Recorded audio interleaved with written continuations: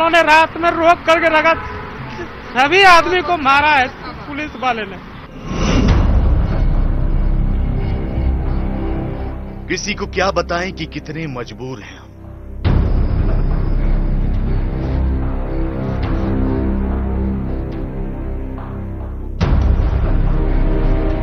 बस इतना समझ लीजिए कि मजदूर हैं। भूखे मरने से अच्छा हमका चलो पैदल है, जिंदा रहेंगे तो घर पहुंच जाएंगे, नहीं मर जाएंगे तो बातें खत्म हो जाएगी।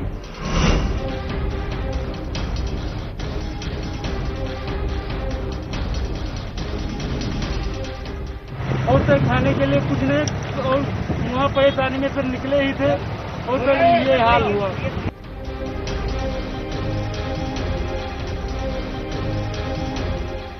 शहर में हमारे जैसा कोई दर बदर नहीं।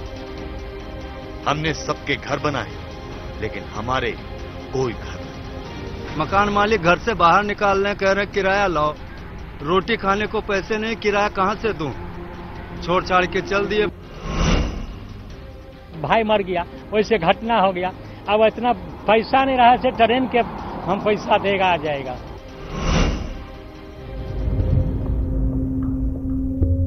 हमारे पसीने से चमक कर दौड़ रही हैं गाड़ियां और हम पैदल ही पलायन को मजबूर हैं।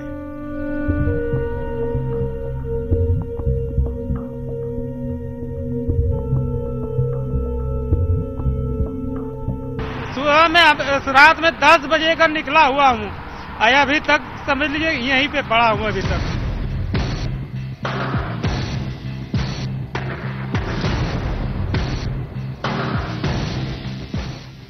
रहता विदेश में तो लौटता विमान से, रहता हूं देश में इसलिए पैदल चलने को मजबूर हूं।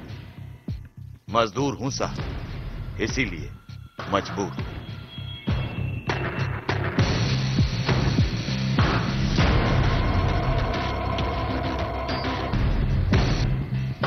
मुल्क की तस्वीर बदलने वाले मजदूर की इन दिनों यही तकदीर हो गई। शहर कोई हो, सूबा कोई हो, चेहरे जरूर बदल जाते हैं, लेकिन बदहाली की तस्वीर नहीं बदलती।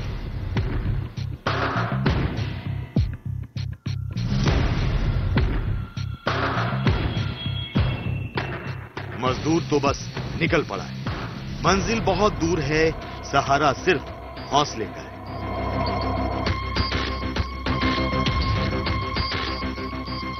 टाइटल आया सर, 15 दिन लग गया सर। कोई खाना पीना सही नहीं मिला है, थोड़ा थोड़ा कभी वो चाय बिस्कुट पानी मिला है सर। तो मतलब सब भूखा भूखा आया, ना है पैसा इतना, सब पैदल आ रहा है सर। आज 6 दिन हो गया। हाँ, खाना वाना कुछ नहीं, आज खाली खाना यहाँ मिला। वो कह रहा है कि मेरे पास और कोई काम नहीं है, आप लोग यहाँ से चले जाओ। और खर्चा पानी कुछ भी नहीं दे रहा था। हम लोग वहाँ पर भूखा रहते थे, फिर पैसा भी नहीं दिया किराया का, हम लोग पैदल चल के आए।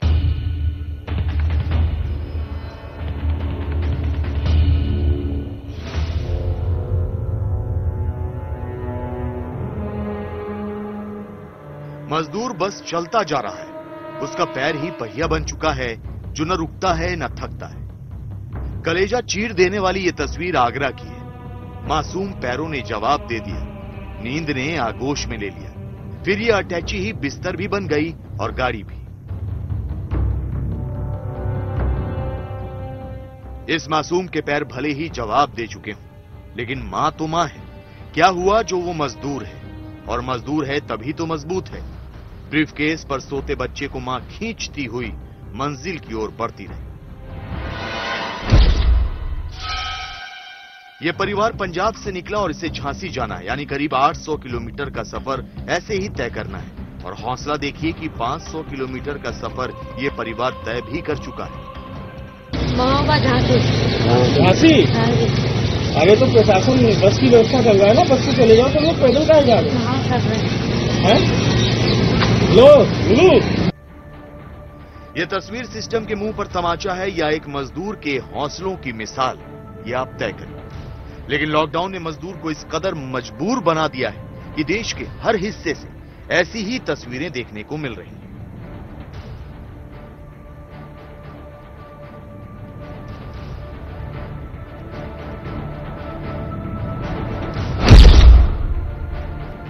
ये मजदूर अपने पूरे परिवार के साथ हैदराबाद से निकला।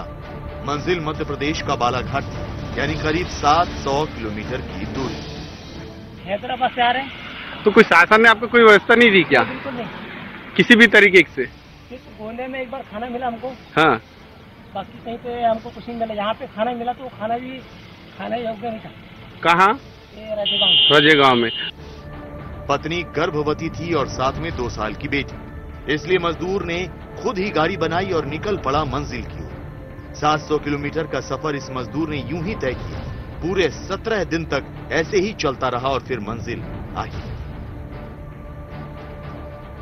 ये वही मजदूर है धनवंतरी बाई, जो अपनी 2 साल की मासूम बच्ची और पति रामू के साथ हैदराबाद से पैदल चलकर बालाघाट पहुंची हैं। जानते हैं कैसा कष्ट भरा सफर इनका रास्ते में रहा। जी, हमको कई लॉरी मिलती थी हैदराबाद से, कई हम लोग पैदल चलते थे। धूप में हमको बहुत परेशानी हो रही थी। मजदूर की ये हौसले हमारे सिस्टम के लिए किसी तमाचे से कम नहीं। एक मजदूर अगर 700 किलोमीटर का सफर पैदल तय करने की हिम्मत कर सकता है, तो हमारे सिस्टम में ऐसी हिम्मत दिखाने का हौसला क्यों नहीं है? अरे साहब, मजदूरों को उनकी मंजिल तक नहीं पहुंचा सकते तो उनका पेट तो भर सकते हैं, लेकिन चांद को छूने का दावा करने वाले हम लोगों ने मजदूरों को भूखे मरने के लिए छोड़ दिया है।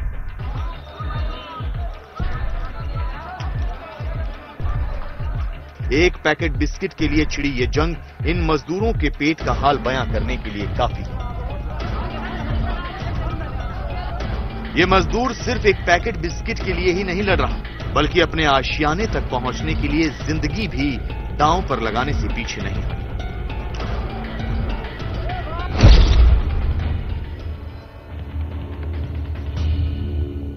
ये अंबाला के पास हरियाणा और पंजाब सीमा की तस्वीरें हैं। पुलिस ने मजदूरों के इस जत्थे को जब आगे बढ़ने से रोक दिया तो इसने लहरों को चीर कर आगे बढ़ने का फैसला किया, लेकिन इनके कदम नहीं रुके।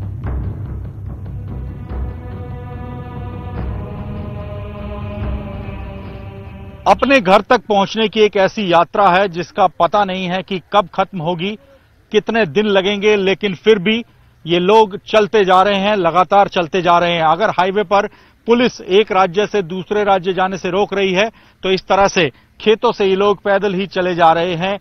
और रास्ते में अगर कोई नदी आती है, नहर आती है, उसको भी पार करके लोग लगातार गुजर रहे हैं, जाना चाह रहे हैं अपनों तक, अपने घर। कहां से आ रहे हैं आप लोग? लुधियाना से, जोधेवाला बस्ती से। लुधियाना से पैदल ही चल के आ रहे हैं आप लोग? हाँ जी। कितने दिन हो गए पैदल चलते हुए? 2 दिन हो गए। 2 दिन से। तो 2 दिन से लगातार ऐसे ही सामान लेके चल रहे हैं? हाँ सर।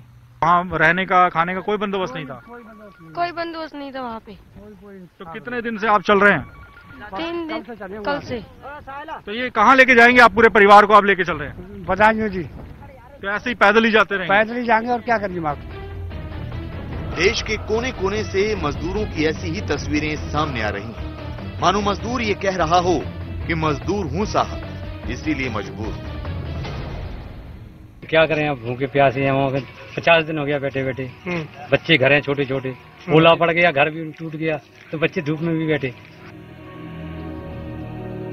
मैंने जिंदगी को मेहनत के सांचे में ढालकर संसार बसाया, अपने परिवार को साथ लेकर शहर चला है। अब देखिए कि मेरी कोई नहीं सुनता। डोलते डोलते आ रही हूँ, ना खाने का है, कुछ है, सब झलका पड़ गया है। कोई व्यवस्था नहीं, साइकिल से वही मसूरी लिए थे, वहाँ से फिर वही से आए हैं बस, और कोई व्यवस्था नहीं यहाँ तक आने का। अब बच्चों को कंधे पर लाद कर चलने के लिए मजबूर, क्योंकि मैं मजदूर।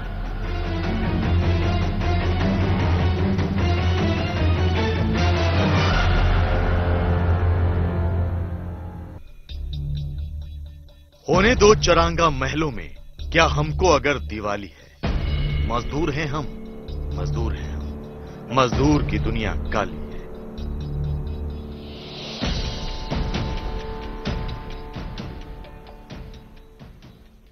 हमारा तो पहली बात सेठ नहीं था। सेठ को हम पैसे के लिए बोल रहे हैं, वो आजकल कर रहा है। उसके बाद मकान मालिक परेशान कर रहा है कि किराया दो, किराया नहीं है तो खाने के लिए नहीं, तो किराया कहाँ से दे। कहीं रूम से भगा रहा है, घर से भगा रहा है, खाने के लिए पैसा नहीं है। ये आदमी लोग पागल है क्या, कुत्ता काटा इन लोगों को।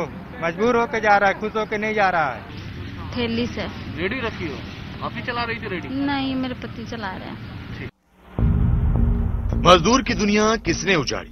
क्यों ये मजदूर अपनी पूरी गृहस्थी कहीं सिर पर रखकर चला जा रहा है, कहीं एक रिक्शे में समेटे हुए दर बदर भटक रहा है।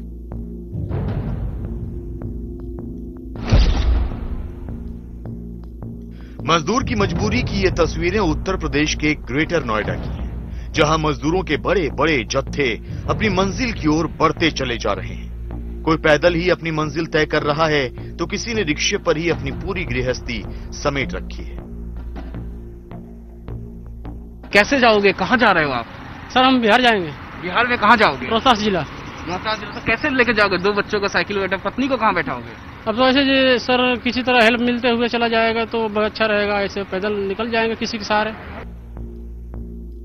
मुसीबत की इस घड़ी में जरा उस बुजुर्ग के दर्द को महसूस करने की कोशिश कीजिए जिसकी आंखों के सामने उसके जवान बेटे ने दुनिया को अलविदा कह दिया।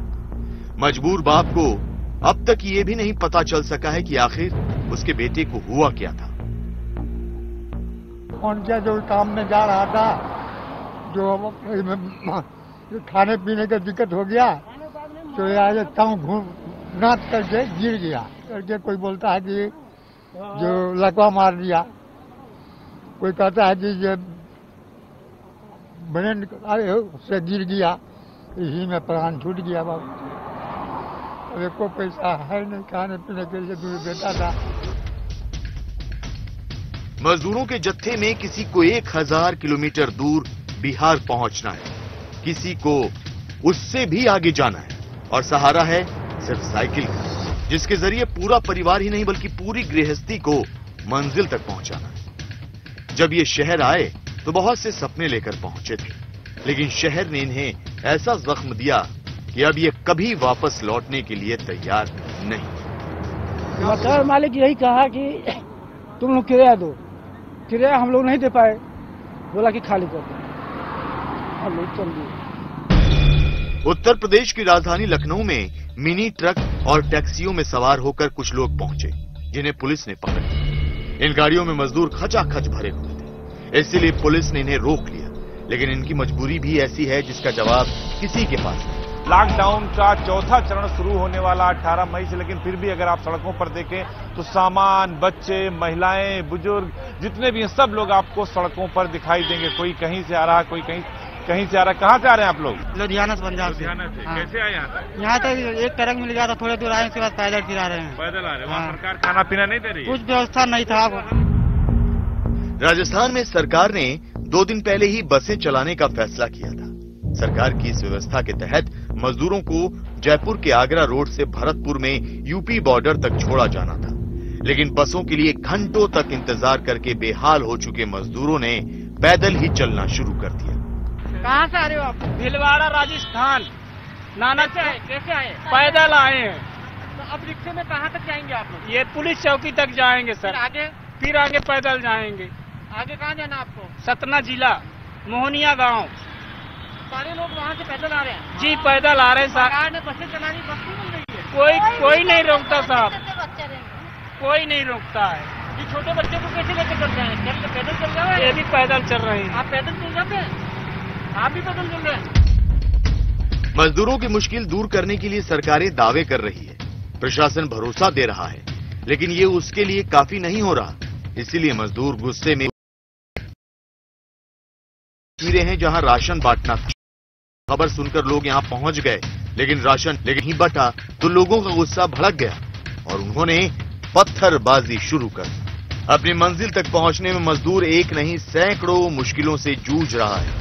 मौत भी उसके सिर पर मंडरा रही है।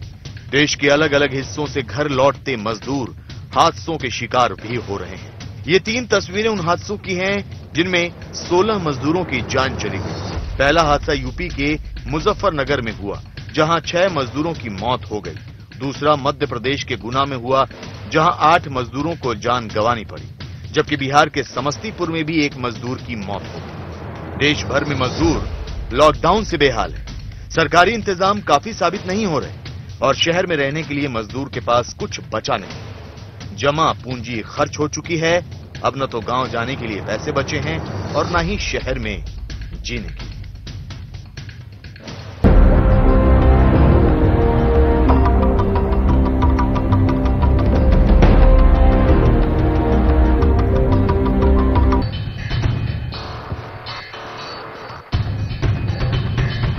पुअर मैनेजमेंट की वजह से न उन्होंने इस डिपार्टमेंट को सील किया, न इन्होंने कोई स्टेप लिया। हमें मजबूरन ड्यूटीज करनी पड़ी, हमें आना पड़ा। कोरोना से पाकिस्तान के अस्पतालों में त्राहिमाम। हम विदाउट पीपी किट और विदाउट जो है मतलब सोल्जर को जो गोलियां बुलेट के बगैर जो भेजी जाती है, हम उस तरह की लड़ाई लड़ रहे हैं। सड़कों पर डॉक्टर और लापता हुए इमरान खान। जिना हॉस्पिटल में कोई भी कोरोना का पेशेंट ना लेके आए, यहाँ पे कोई नहीं सुन रहा, किसी को कोई नहीं हाथ लगा रहा कोरोना के पेशेंट को। कोरोना से पाकिस्तान में अब अंधेरा होने वाला है।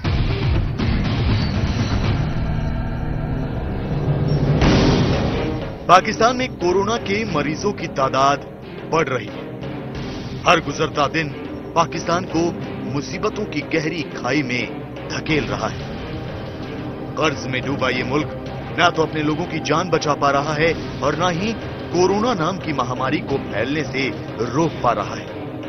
अस्पतालों की हालत ऐसी हो गई है कि शवों के बीच कोरोना के मरीजों का इलाज हो रहा है। कुछ तो इतने बदनसीब हैं कि वो दर दर की ठोकरें खाने के बाद भी कोरोना का इलाज नहीं करा पा रहे। एक अस्पताल से दूसरे अस्पताल तक चक्कर काटने को मजबूर पाकिस्तान की आवाम खून के आंसू रो रही है। मुझे समझ नहीं आ रहा हो क्या रहा है। मेरे हस्बैंड मुझे इन्फॉर्म कर रहे हैं कि हम 3 पॉजिटिव हैं यहाँ पे। कोई नहीं आ रहा है हमारी मदद के लिए। एक अथॉरिटी से एक फोन नहीं आ रहा है। एक एम्बुलेंस बाहर खड़ी है और वो कह रही है तुम यहाँ से आओ और तुम तीनों आगे बैठ जाओ। एक लेडी जिसके लिए हम 4 दिन से चिल्ला रहे हैं, कोई ये भी नहीं सोच रहा है कि पीछे वो हार्ट अटैक से मर जाएगी। जो अपने घरों में क्वारंटीन हैं, वो फिर भी खुशनसीब है। अस्पतालों का हाल तो इतना बुरा है कि वहां अच्छा भला इंसान भी बीमार पड़ जाए। पाकिस्तान के अस्पतालों में ना तो वेंटिलेटर है, ना डॉक्टर और ना ही कोई देखभाल करने वाला। कोरोना के मरीजों को अस्पतालों में भेड़ बकरियों की तरह डाल दिया जाता है और तब तक इंतजार किया जाता है जब तक कि मरीज दम न तोड़ दे। यकीन नहीं आता तो देखिए किस तरह एक मरीज अस्पताल की तरह दिखने वाले कूड़ा घर में एक एक सांस के लिए तरस रहा है। और ये देखिए, ये बाथरूम है, बहुत बुरी हालत है। ये देखें, ऊपर देखें, कचरा कचरा, इतनी बदबू है, इतनी बदबू है शदीद, ना बैठा जाता है ना। ये देखें, ये इंतहाई बदबू है और कितने लंबे लंबे सांस ले, मैं यहां सांस कैसे लूं।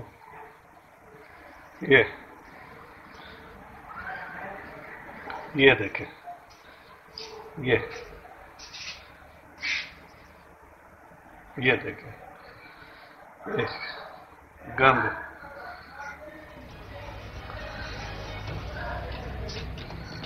बहुत ही बुरा हाल है। कोरोना ने पाकिस्तान की कमर तोड़ कर रख दी है, लेकिन इमरान खान अस्पतालों का दौरा कर अपनी पीठ थपथपाने की कोशिश भर कर रहे हैं। इमरान का मानना है कि उनकी सरकार कोरोना से जंग में पूरी ताकत झोंके हुए है। तो क्या वाकई ऐसा है? आपको कुछ आंकड़े दिखाते हैं जिनसे कोरोना से जंग में इमरान सरकार की लापरवाहियों का पता चलता है और उस पर मुहर भी लगती है। पाकिस्तान में कोरोना का इलाज सिर्फ 36 अस्पतालों में ही हो रहा है, जिनमें इस्लामाबाद में 1 अस्पताल, बलूचिस्तान में 10 अस्पताल, खैबर पख्तूनख्वा में 7, पंजाब प्रांत में 6, सिंध प्रांत में 4, गिलगित बाल्टिस्तान में 4 और पीओके में 3 अस्पताल हैं। वहीं अगर बात करें कोरोना का टेस्ट करने की, तो इसमें तो पाकिस्तान और भी ज्यादा फिसड्डी है। प्राइवेट लैब मनमानी रकम वसूल रहे हैं, जबकि कोरोना टेस्ट करने वाले सरकारी अस्पतालों की संख्या बेहद कम है। अस्पतालों में कोरोना टेस्ट करने के लिए किट मौजूद नहीं और जहां किट मौजूद है वहां भीड़ इतनी कि हालात बेकाबू हुए जा रहे हैं। कराची में कोरोना आए 70 दिन गुजर गए, मगर सिंध हुकूमत मुतासरीन के लिए मौसर निजाम ना बना सकी। कोरोना के मरीज धक्के खाने पर मजबूर। सरकारी अस्पतालों में भरपूर सहूलियात के दावे धरे रह गए। समा ने राब्ता किया तो अस्पतालों से जवाब मिला, मरीजों के लिए बेड्स हैं ना वेंटिलेटर्स। वजीर सेहत को हेल्पलाइन का नंबर तक याद नहीं, कहती है अस्पतालों से मरीज के राब्ते का मैकेनिज्म बना रहे हैं। आप आसानी से अंदाजा लगा सकते हैं कि पाकिस्तान के अस्पतालों का क्या हाल है और वहां कोरोना किस तरह कहर बरपा रहा है। लेकिन इसी बीच इमरान के सामने एक और मुसीबत खड़ी हो गई है। अस्पतालों की बिजली जाने वाली है। जी हां, सही सुना आपने, पाकिस्तान में बिजली संकट खड़ा हो गया है। पाकिस्तान की बत्ती गुल होने वाली है। अस्पतालों में अंधेरा होने वाला है। वेंटिलेटर बंद होंगे, कोरोना मौत लाएगा। पाकिस्तान में ब्लैकआउट होने का अंदेशा जताया जा रहा है, इसलिए क्योंकि बिजली कंपनियां घाटे में चल रही हैं। बिजली की खपत भी कम हुई है और उससे होने वाली कमाई भी घटी है। पाकिस्तान के एक अखबार में छपी रिपोर्ट के मुताबिक पाकिस्तान में बिजली कंपनियों को 30,000 करोड़ का नुकसान हुआ है। औद्योगिक गतिविधियां बंद होने की वजह से बिजली की खपत 27% तक कम हुई है। यही नहीं, बिजली बिल का भुगतान भी 94% से घटकर 85% हो गया है। कोविड-19 के कारण पाकिस्तान में पावर सेक्टर पर भारी नुकसान हुआ है। इसके साथ एक और कारण भी है, जो 40 electricity manufacturing company, producing companies हैं, उन पर आरोप है कि सब्सिडी का दुरुपयोग किया है, जिसकी जांच हो रही है। नेफ्रा टैरिफ को बढ़ाना चाहता है, लेकिन कोविड-19 की वजह से वो भी नहीं हो पाया। इसके सिवा जो फाइनेंशियल डिसीजंस लेना चाहिए थे नेफ्रा को, वो नहीं ले पाए। इन हालात में अगर पाकिस्तान की बिजली कंपनियां ठप हो गईं, तो क्या होगा? जाहिर है, पूरे पाकिस्तान में अंधेरा छा जाएगा। अंधेरा छा जाएगा उन अस्पतालों में जहां कोरोना के मरीजों का इलाज चल रहा है। अंधेरा हो जाएगा उन क्वारंटीन सेंटरों में जहां इमरान सरकार ने कोरोना के संभावित मरीजों को रखा हुआ है। पहले से बदहाल पाकिस्तान की स्वास्थ्य सेवाएं पूरी तरह चरमरा जाएंगी। वैसे आपको बता दें कि इमरान खान को इस बात का करंट बहुत पहले ही लग चुका था और उन्होंने चीन से मदद की गुहार भी लगाई थी। पिछले महीने ही पाकिस्तान ने चीन से 2,10,000 करोड़ रुपए का कर्ज लौटाने की शर्तों में ढील देने की गुजारिश की थी। चीन ने पाकिस्तान को यह कर्ज चीन पाकिस्तान इकोनॉमिक कॉरिडोर के अंतर्गत विद्युत व्यवस्था के लिए दिया था। इस नुकसान के कारण बिजली में कटौती होगी, जो सबसे ज्यादा छोटे व्यवसायों को नुकसान करेगा, जिनकी आर्थिक स्थिति वैसे भी कमजोर है, उनको ये उनकी और आर्थिक स्थिति खराब करेगा। दूसरा यह है, जो वर्क टू होम है, वर्क फ्रॉम होम है, जो कि पूरी दुनिया कर रही है, वो पाकिस्तान के जो आवाम है वो नहीं कर पाएंगे। जाहिर है, बिजली संकट गहराया तो पाकिस्तान की हालत पतली हो जाएगी। वहां कोरोना से जूझते मरीज दम तोड़ने लगेंगे। लेकिन इस सबसे बेपरवाह इमरान खान कर्ज और कर्ज की किश्तों में रियायत के इर्द गिर्द ही घूम रहे हैं। वो ऐसी कोई पुख्ता रणनीति नहीं बना पा रहे जिससे कोरोना और कर्ज के भंवर में फंसे पाकिस्तान को निकाला जा सके। तो शायद यही वजह है कि उन्हीं के मुल्क में उन्हीं की जनता अब उन्हें कटघरे में खड़ा कर रही है।